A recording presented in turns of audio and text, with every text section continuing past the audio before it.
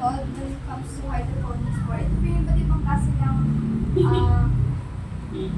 system po na pwede nyo po gamitin sa pag-hydroponics po. Meron po tayo, first is yung nutrient field technique or NFT, wherein meron po tayong channel and reservoir, and then the pump.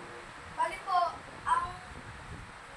basically po, ang nutrient field technique po is circulation of water po from reservoir, pumping the water from reservoir to the channels po.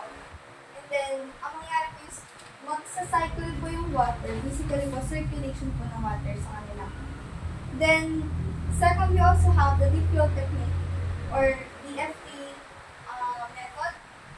Medyo, ito nga kasi po, medyo magpapareho po sila ng almost the same po ng setup.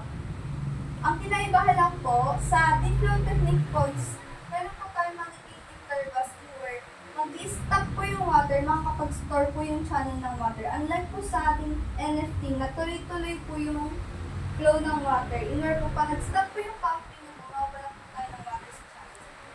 Kasi sa DFT po, is magkakaroon pa rin po tayo ng water po sa channel po natin if nag-stop po yung pumping, since yun po yung pinaka-technique po ng deep flow. And then, dito naman po, we have Kratky method or yung pinaka-basic, pinaka-simple, sobrang beginner-friendly po kasi mostly po sa mga nag-start pa lang sa hydroponics, dito po sila muna para po makita nila kung ano po ba yung flow when it comes to hydroponics farming po. Dito po kasi mabilis lang siya inaway po na kailangan nila ng container na pwedeng mag-store ng water na may nutrient solution, and then yung magiging pot niyo po or cups, anything po na pwede po maging cup na mapaglalagyan po ng plants niyo, and then lalagyan niyo lang po siya sa container, and then ready to go na po yung inyong hydroponic setup. Siguro lang po may magiging disadvantages lang po tayo dito since nga po nakastore na po yung water.